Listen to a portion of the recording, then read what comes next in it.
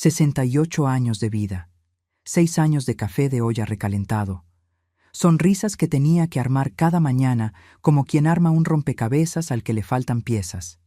6 años tragándome palabras que merecían ser dichas a gritos en salas llenas de gente. Y todo lo que hizo falta para terminar con eso fue una llamada de un hombre en bata de baño, un viernes 13, con gritos que venían de tan lejos que llegaron hasta París. Me gustaría decir que me sorprendió, pero no fue así. Lo que sentí cuando colgué el teléfono y miré el río Sena allá abajo fue que finalmente estaba lista. Pero antes de continuar, checa si ya estás suscrito al canal y escribe en los comentarios ¿desde dónde estás viendo este video? Nos encanta saber hasta dónde están llegando nuestras historias. Cuando la vida te da 68 años, aprendes a reconocer los momentos que lo cambian todo. No llegan con mariachis ni fanfarrias. Llegan en una tarde común, cuando estás haciendo algo completamente banal, y de repente el suelo cambia de textura bajo tus pies. El mío llegó una tarde de marzo con una llovizna persistente, hace 2 años, cuando estaba de rodillas en el cuarto de archivo del piso 12 de un edificio corporativo en el Paseo de la Reforma, en la Ciudad de México. Buscaba un contrato de proveedor que mi jefa me había pedido con la misma urgencia con la que pedía todo. Como si el mundo se fuera a acabar si tardaba más de 5 minutos. Mi nombre es Guadalupe. Guadalupe Esparza Solís. Tengo 68 años, 2 hijas, 4 nietos, y durante 6 años fui asistente ejecutiva senior del Grupo Villarreal, una empresa de inversiones que mi suegro fundó en los 80 y que mi marido, Antonio, heredó como si heredara también el derecho de tratar a las personas como muebles viejos, útiles mientras están en su lugar, desechables cuando estorban. Sí, mi suegro me contrató, y mi marido era mi jefe. Si estás frunciendo el ceño ahora mismo, puedes seguir haciéndolo, porque es exactamente tan complicado como suena. Antonio Villarreal tiene 72 años y pasó toda su vida creyendo que nació para ocupar el piso de arriba. No el 12. Hablo metafóricamente. El hombre nunca lavó una taza en su vida. Creció viendo a su padre tratar a los empleados como extensiones de la oficina, sin nombre propio, sin opinión, sin derecho a disentir. Y aprendió la lección tan bien que llegó a aplicarme el mismo trato a mí, incluso después de 31 años de matrimonio. Cuando nos divorciamos, hace 7 años, él esperaba que yo desapareciera, que me fuera a cuidar a los nietos de tiempo completo, que me quedara calladita en mi casa de Lomas de Chapultepec y dejara que el Grupo Villarreal siguiera girando sin la inconveniencia de mi existencia.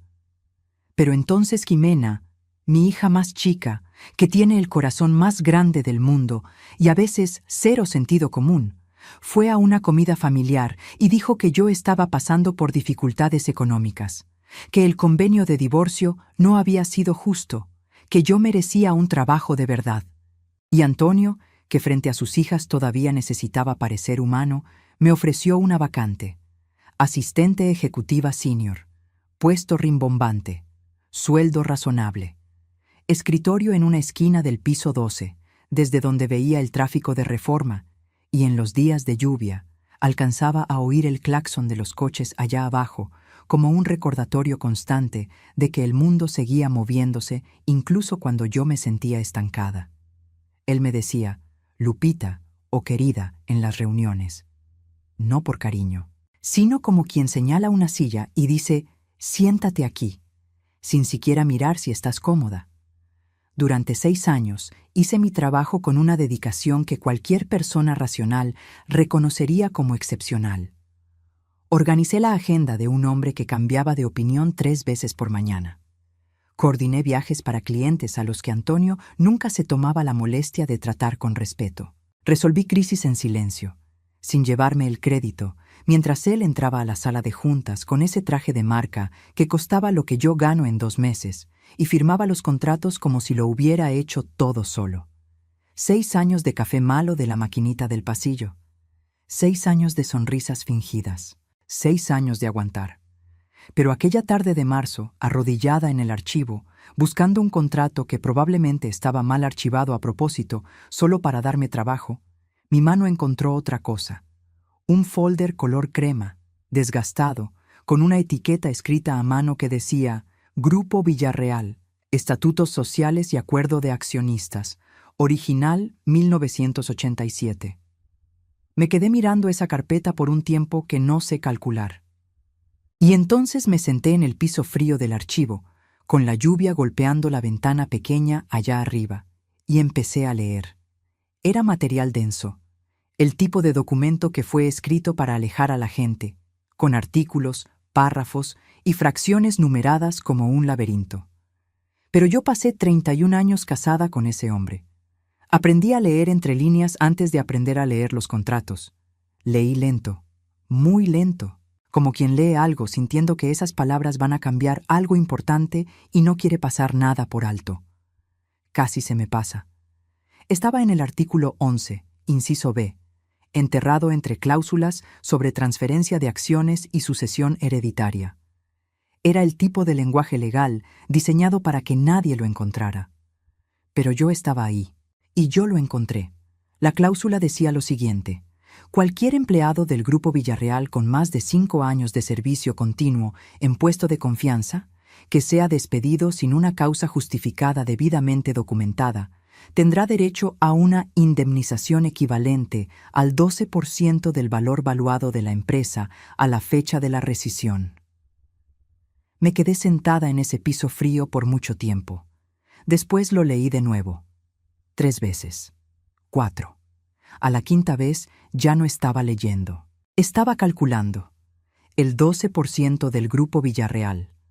Con la adquisición de Capital Azteca el año anterior, la empresa valía lo que yo nunca me atrevería a decir en voz alta en un lugar público. El 12% de eso era suficiente para que nunca más tuviera que arrodillarme en un archivo a buscar un contrato de proveedor que nadie más recordaba dónde estaba. Cerré el folder despacio. Lo puse exactamente donde estaba. Fotografié cada página con mi celular antes de salir. Entonces fui a preparar el café. El mismo café de siempre. Y sonreí por primera vez en mucho tiempo. No la sonrisa armada de todos los días. La otra. La que viene desde adentro, lento, cuando descubres que el juego que parecía perdido todavía no se acaba. Tengo una amiga llamada Lola. Lola Figueroa. 65 años, cabello cano muy corto, la mujer más directa que conozco en la vida. Nos conocimos cuando sus hijos y mis hijas iban a la misma escuela, hace más de 30 años, y atravesamos juntas más cosas de las que podría contar aquí. La llamé esa misma noche. No le conté todo todavía. Solo le dije que había encontrado algo importante y que necesitaba platicar. Y Lola, que conoce el tono de mi voz como si fuera música, dijo simplemente: «Vente a cenar». Fuimos a la terraza de su casa en Coyoacán, con un plato de pozole y la ciudad allá abajo. Le enseñé las fotos de las páginas en el celular. Ella leyó despacio, como yo lo había hecho, y al final se quedó mirando el jardín con la expresión de quien está resolviendo una cuenta mental. «Lupita», dijo finalmente, «¿cuánto tiempo llevas en esa empresa?» 4 años y 3 meses. Hizo esa pausa suya. La cláusula dice 5. Lo sé. Tienes 1 año y 9 meses para construir un caso perfecto, me devolvió el celular. Y para hacer que ese hombre te corra sin causa justificada. No fue una pregunta. Fue ella entendiendo el plan. Me quedé mirando el plato, y entonces dije lo que aún no le había dicho a nadie en voz alta. Necesitaría que me despidiera, bajo mis términos, después de cumplir los 5 años. Lola me miró por un largo segundo, con esa expresión que es mezcla de preocupación y admiración. Luego tomó la cuchara. ¿Y Jimena y Claudia? Mis hijas. Les voy a contar a las 2. Dije, no hay forma de hacer esto sin que ellas lo sepan. Y así fue. No esa noche, sino la semana siguiente, en una comida de domingo en mi casa, con las niñas sentadas en la misma mesa donde crecieron. Esparcí las fotos de los documentos entre los platos de mole y les expliqué todo. Claudia, la mayor, se quedó en silencio por mucho tiempo. Ella siempre ha sido así. Procesa todo por dentro antes de dejarlo salir. Cuando habló fue breve. «Papá te hizo esto durante 31 años, mamá. Y luego te contrató como si te estuviera haciendo un favor. Miró el documento. Cuenta conmigo. Jimena lloró un poquito. Ella siempre llora. Pero después de secarse los ojos, dijo algo que se quedó conmigo los siguientes 2 años.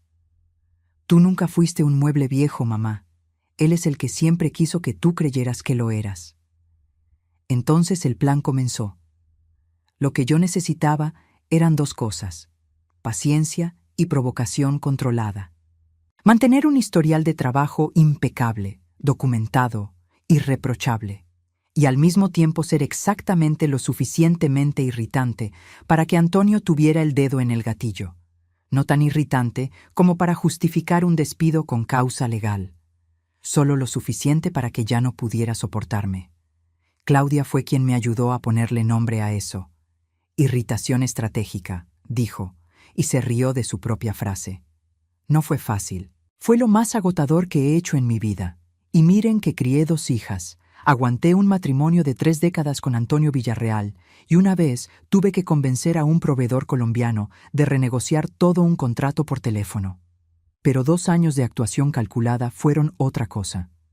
Empecé a cuestionar las decisiones de Antonio en las reuniones, educadamente, con datos.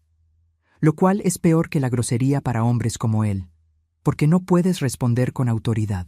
Empecé a copiar a otros directores en correos que él prefería que fueran informales.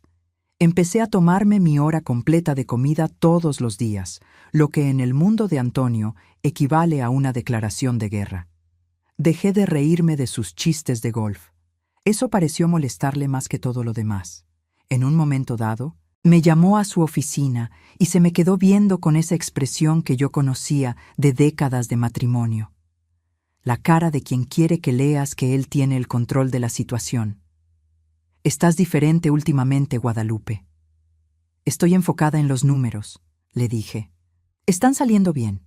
No le gustó esa respuesta. Quería verme desestabilizada. Yo le di eficiencia, y la eficiencia lo puso más furioso que cualquier cosa que le pudiera haber dicho. Faltaban 6 meses para el 5.º año, cuando Claudia me llamó desde una cena de negocios con una sonrisa en la voz. Se había enterado, por un contacto, que Antonio ya estaba consultando al departamento legal sobre cómo agilizar una transición de puesto. Me quería correr. Estaba buscando la forma de hacerlo sin que yo pudiera reclamar. Lo que no sabía era lo que había dentro de sus propias paredes. Y yo necesitaba asegurar que él actuara antes de que encontrara cualquier truco legal. Fue cuando surgió la idea de París. Fue Claudia quien sembró la idea, de la única forma que funcionaría, a través de Jimena, quien sacó el tema en una comida familiar. Jimena es igualita a su padre. Todo el mundo lo dice, y sé que ella odia oírlo, pero es verdad en todo, en la risa, en la terquedad, en la forma de ocupar una silla como si el cuarto hubiera sido construido para ella. Lo que la salva es que heredó el corazón de otro lado.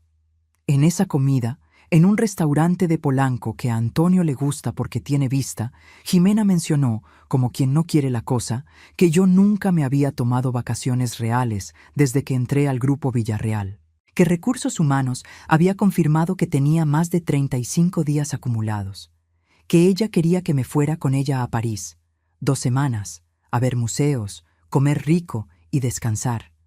Antonio, que estaba cortando su corte de carne con la concentración de quien no quiere mostrar que está escuchando, dijo que 2 semanas era demasiado tiempo para que una asistente se ausentara.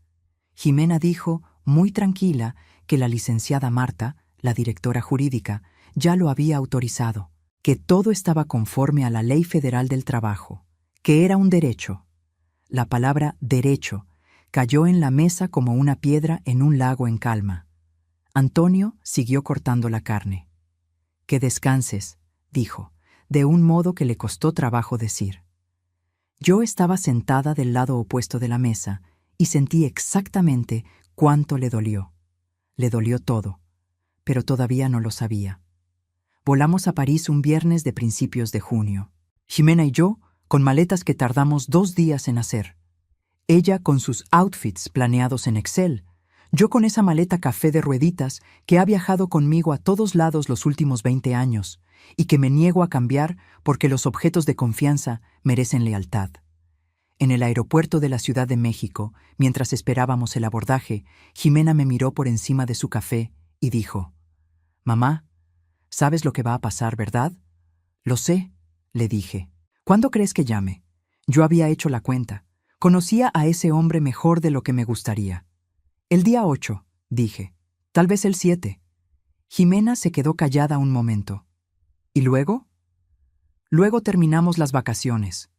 Ella sonrió, la sonrisa de verdad.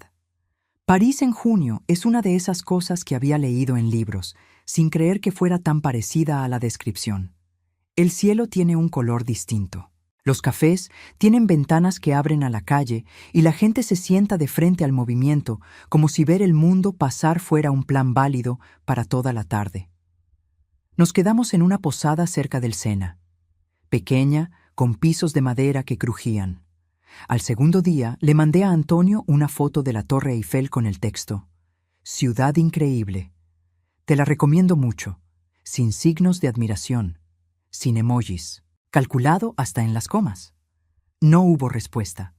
Al sexto día, Jimena le mandó a su prima un video de un restaurante en una terraza con el Sena allá abajo. La prima se lo mandó a su papá. Ella siempre lo hace. Y el octavo día, que era un viernes 13 de junio, yo estaba en el balcón del cuarto con un café en la mano, viendo cómo el barrio despertaba, cuando el celular sonó. Reconocí el número antes de ver el nombre. Miré hacia adentro del cuarto, donde Jimena estaba sentada en la cama con su laptop, y ella levantó la vista. Al ver mi cara, cerró la computadora despacio. Contesté. La voz de Antonio del otro lado era la que conocí durante 31 años. La voz que usaba cuando necesitaba comunicar que tenía el control aunque no fuera así. Lo suficientemente alta para intimidar. Lo suficientemente controlada para no parecer que le importaba. Dijo que yo había abandonado mi puesto, que 3 reuniones importantes se habían reprogramado sin su autorización, que el equipo estaba trabajando en automático y que él no permitía eso, que yo estaba en París comiendo croissants mientras la empresa me necesitaba, que si no regresaba al día siguiente, ya no regresara nunca, que estaba despedida. Lo dejé terminar casi todo. Casi. Cuando escuché las palabras correctas, cuando escuché el despido declarado sin ninguna causa documentada, a una empleada con vacaciones oficialmente aprobadas por la directora jurídica, después de 6 años de servicio continuo, sin ninguna amonestación, me reí. No fue una risita educada, fue una carcajada de verdad. La risa de quien cargó un peso por 2 años y finalmente puede soltar la maleta en el suelo. Y entonces, colgué. Jimena estaba parada en la puerta del balcón. ¿Lo dijo? Lo dijo. Cruzó el cuarto, me abrazó, el tipo de abrazo que las hijas dan cuando se dan cuenta de que su mamá cargaba más de lo que contaba. Después se alejó y dijo: ¿y ahora? Ahora terminamos las vacaciones. Pasamos otros 8 días en París, cada uno de ellos completo, gastado como si el tiempo fuera un regalo que había que abrir por completo. Museos, mercados, jantares largos. No llamé a Antonio. No mandé correos. No respondí a los 3 intentos de contacto que hizo en los días siguientes antes de rendirse. El silencio es lo más poderoso que existe para un hombre que necesita control. Para él, la nada es ensordecedora. Lola me mandó un mensaje el 10º día. Estoy echando porras desde acá. ¿Cómo va París? Le mandé de vuelta una foto del atardecer en el Sena con la leyenda, exactamente como debía ser. Regresamos un domingo. Jimena manejó desde el aeropuerto porque dice que necesita tener el control del vehículo cuando el mundo afuera está a punto de arder. Miré por la ventana cómo la Ciudad de México se reconstruía después de la lluvia y sentí esa mezcla extraña que se parece mucho a La Paz. ¿Estás lista?, me preguntó en el periférico. Desde hace 2 años, le dije. Esa noche Lola vino a cenar. Trajo un tequila del bueno y la energía de alguien que esperó días por el reporte completo. Cuando llegué a la parte de la carcajada y la llamada colgada, se tapó la cara con las manos. Luego me miró por encima de sus dedos. Guadalupe Esparza Solís. dijo con una solemnidad absoluta. Le colgaste en la cara a tu exmarido mientras todavía estaba hablando. Técnicamente, antes de que terminara la frase, levantó su copa. Por el artículo 11, inciso B, brindamos. El lunes siguiente me puse lo mejor que tengo. Un saco verde oscuro que Claudia escogió para mi cumpleaños 65 y que Antonio, en su momento, llamó demasiado informal para una junta de consejo. Entré al piso 12 del Grupo Villarreal a las 8:58 de la mañana. La recepción se quedó en ese silencio específico de cuando alguien entra a un lugar y todos lo reconocen, pero nadie quiere ser el primero en reaccionar. Fui directo a la sala de juntas, donde Antonio había convocado a los directores a las 9. Me senté, me serví café, esperé. Cuando entró y me vio, hubo un segundo de recalibración en su cara que aprendí a leer muy bien en 3 décadas. La expresión de un hombre que no esperaba encontrar resistencia y está decidiendo si va a fingir que no le afecta. Eligió la rabia. Siempre era la rabia. Dijo que yo estaba despedida, que esa no era mi junta, que ese no era mi café. Yo dije que me gustaría platicar con la licenciada Marta, la directora jurídica, que tenía algunas dudas sobre mi liquidación. Cuestiones de rutina. Dije la palabra rutina con el tono con el que se dice cuando la cosa es todo menos rutinaria. La mandíbula de Antonio hizo ese movimiento suyo, el de moler. Las niñas me dijeron una vez que lo hacía desde que eran chiquitas, justo antes de que algo se pusiera muy frío o muy violento en la casa. Me fui. Le dije buena tarde a la sala. Le chulé el saco a Soraya, la de contabilidad, que llevaba un azul que le quedaba muy bien.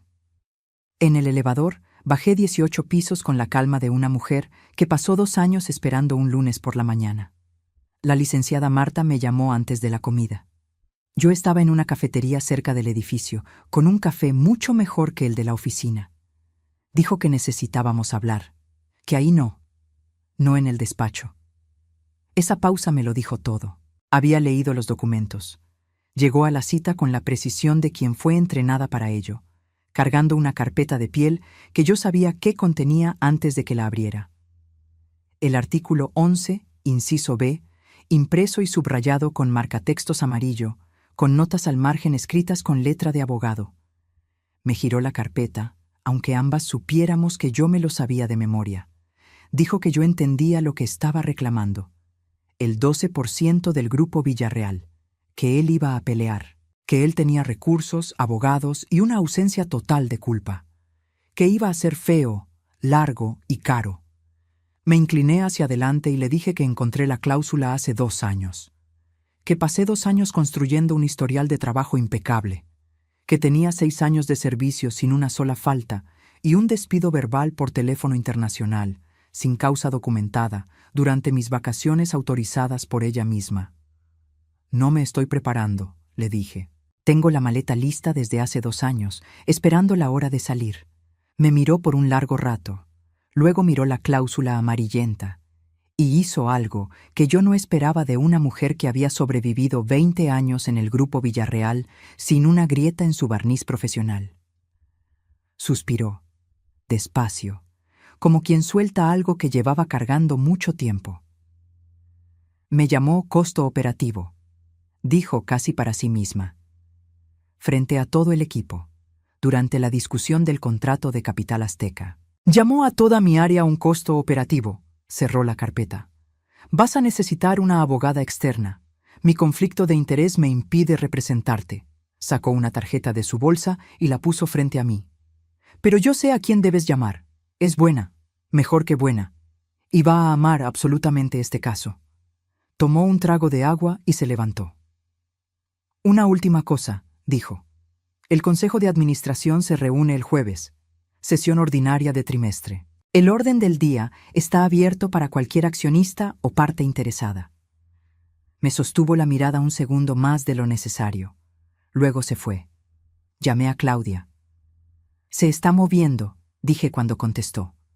¿Rápido? Miré por la ventana el tráfico de la ciudad. Más rápido de lo que él va a poder seguirle el paso. Del otro lado de la línea, mi hija mayor, la que vio a su madre aguantar cosas por décadas, la que se quedaba callada en los domingos mientras oía a su padre tratar a los empleados como muebles, se rió. El jueves estaba a 4 días de distancia. Me desperté el jueves a las 5:30 de la mañana sin necesidad de alarma. La Ciudad de México todavía hacía ese ruido bajo de cuando aún no despierta del todo. Desayuné en la cocina, en silencio. Jimena bajó a las 6. Me vio ahí y no me dijo buenos días. Fue directo a la alacena, sacó 2 tazas y sirvió café. Bebimos en silencio. Era el momento en que más familia me sentía en años, y no hizo falta ni una palabra. Llegué al edificio con mi abogada, la licenciada Vera, 52 años, el tipo de mujer que entra a cualquier cuarto como si ya hubiera leído el final del libro. Subimos juntas. En el piso 12, la recepcionista levantó la vista, me reconoció y estiró la mano al teléfono. «No hace falta», le dije. «Sabemos el camino». La sala de juntas estaba llena, Antonio a la cabeza, abogados de cada lado, el director financiero, Marcos, que nunca me tragó, Soraya, de contabilidad, que bajó la mirada cuando entré. No de pena, sino de solidaridad. Y Beatriz Sampaio, del Consejo de Administración, que estaba en una esquina con su libreta y la paciencia de alguien que esperaba esta junta hace mucho. La licenciada Vera repartió copias del artículo 11, inciso B, sin ceremonias. Nadie habló mientras leían. El silencio se volvió pesado. Antonio dijo que era una farsa. La licenciada Vera dijo, con el tono de quien explica algo por segunda vez a alguien que debería saberlo, que era una cláusula jurídicamente vinculante en el estatuto original, y que la señora Guadalupe Esparza Solís había sido despedida sin causa justificada tras 6 años y 22 días de servicio, que el mínimo para activar la cláusula eran 5 años, que la aritmética no era complicada. Antonio pidió que entrara Marta. La puerta se abrió. Ella entró y se sentó exactamente a la mitad de la mesa, ni de su lado ni del mío, en medio. Eso dijo todo lo que hacía falta. Antonio le ordenó declarar que la cláusula era inaplicable. Marta dijo que la cláusula era legalmente ejecutable, que pasó 3 días buscando un argumento en contra y no encontró ninguno. Algo pasó por la cara de Antonio que nunca había visto en 31 años. La expresión de un hombre que se quedó sin espacio para maniobrar. Y entonces cometió el error que hombres como él cometen cuando se ven acorralados. Se fue a lo personal. Dijo que yo nunca pertenecía a esa empresa, que me había contratado por presión de sus hijas, que fui una pasajera bien vestida durante 6 años, sin construir nada, sin merecer nada, que quería reclamar el 12% de algo que él había construido y que yo nunca había tocado. El silencio duró 2 segundos. Entonces Jimena habló. Había estado sentada al fondo, tan calladita que muchos pensaron que era asistente de la abogada. Se levantó con calma. Le dijo a su padre que había visto, durante toda su infancia, a su madre tragarse comentarios en las comidas, que la había visto trabajar por décadas con una dedicación que cualquier empresa reconocería, que lo había oído decirle querida en las juntas con el mismo tono con el que se le habla a una silla, que él la había contratado como si le hiciera un favor, y usó ese favor como licencia para no reconocer su trabajo. Su voz nunca subió de tono. Eso fue lo más devastador. Dijo que lo amaba porque era su padre, pero que nunca en la vida se había sentido orgullosa de quién era él.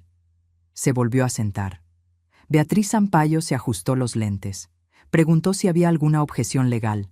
Ninguna. Preguntó al consejo si reconocían la validez del reclamo de la señora Guadalupe conforme al artículo 11, inciso B. 7 manos se levantaron.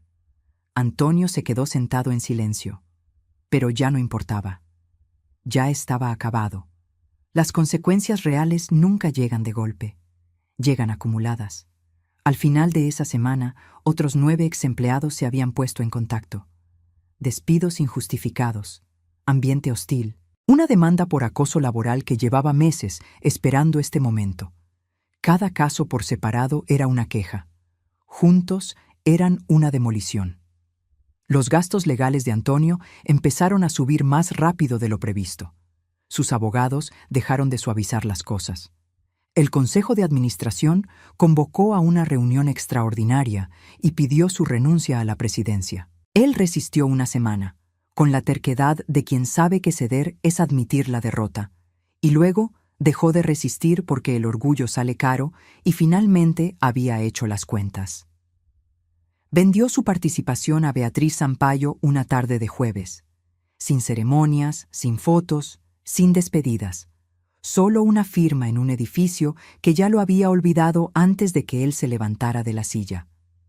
2 semanas después, yo también le vendí mi 12% a Beatriz. Lola me preguntó 3 veces por qué. Le di la misma respuesta. Yo nunca quise la empresa. Yo quise la cláusula. Quise que un hombre que pasó la vida haciendo sentir pequeñas a las personas finalmente se sentara al mismo nivel de todos los que había mirado desde arriba. Eso ya había pasado. Todo lo demás era burocracia. Lo que Beatriz pagó fue más que suficiente para irme. Jimena y yo nos sentamos a la mesa de la cocina una última vez. ¿A dónde?, preguntó ella. A algún lugar donde no conozcan su nombre, le dije. Nos fuimos en agosto. Mi ex-suegra, la mamá de Antonio, una señora de 91 años que vive en Querétaro y que siempre me cayó mejor de lo que la situación permitía, me mandó un mensaje cuando se enteró. Siempre supe que este muchacho se iba a perder cuando no tuviera a nadie con la paciencia suficiente para aguantarle sus desplantes. Cuídate mucho, Lupita. Le respondí que sí, que me iba a cuidar muy bien. Lola llama cada semana, esté donde esté. Una noche me preguntó si lo extrañaba. Pensé en el piso 12, en el saco verde, en el archivo con la lluvia golpeando la ventana, en la tarde de marzo que empezó todo. Ni un poquito, dije. Hay hombres que se pasan la vida construyendo reinos. Antonio Villarreal construyó el suyo durante décadas y lo perdió un jueves de julio porque llamó a su exesposa a París, un viernes 13, y no pudo terminar la frase antes de que la línea se cortara. 68 años de vida, 6 de ellos de café malo y sonrisas fingidas. Una cláusula escondida en un archivo polvoriento. Una mujer lo suficientemente paciente para esperar el momento exacto. Y el descubrimiento, al final de todo, de que los reinos construidos sobre la pequeñez de los demás tienen siempre la misma fragilidad. Duran exactamente hasta el día en que alguien decide que ya no va a ser pequeña por nadie. Ahora, si te gustó esta historia, haz clic en suscribirte y dime en los comentarios qué parte te dejó con la boca abierta. Y no olvides hacerte miembro para tener acceso a videos exclusivos que no subo aquí. Te espero allá.